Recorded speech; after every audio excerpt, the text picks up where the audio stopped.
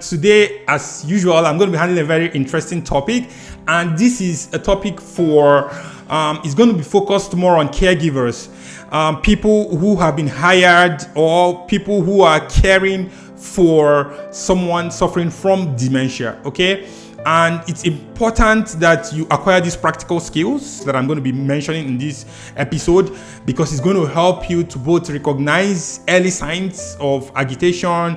It will help you to care for them better, and hopefully it will help the prognosis and the quality of life of the person that you're caring for to be better. So if you're a caregiver out there and you have a patient suffering from dementia, you may want to watch this episode to the end. And so I'm going to be classifying them into various categories. And firstly is recognizing early signs of agitation.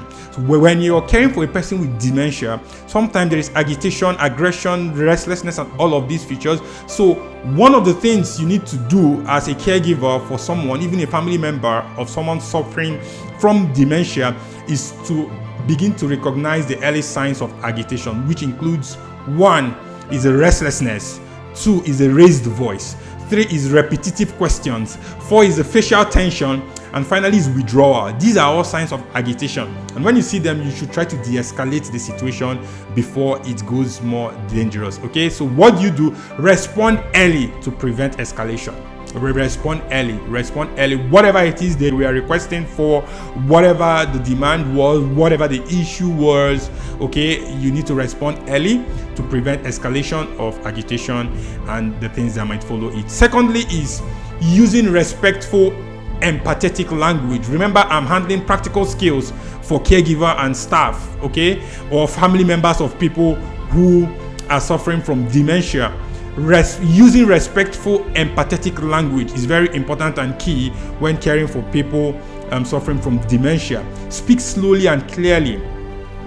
Use simple sentences. Avoid arguing or correcting. Validate emotions, not facts. Okay, validate their emotions, not facts. You can't be arguing with them on the basis of facts. Validate their emotions. Okay, and so you could say things like, "You seem worried, I'm here to help." Don't say, "That's not true, you already ate." Let's say the person has eaten and he didn't know, or he didn't remember he has eaten, and he tells you he has not eaten. Okay, you don't say something like, "That's not true, you already ate." So you could escalate the situation. Okay, so use respectful, empathetic language for them. Number 3 is understanding independence. So you need to observe what the person can still do.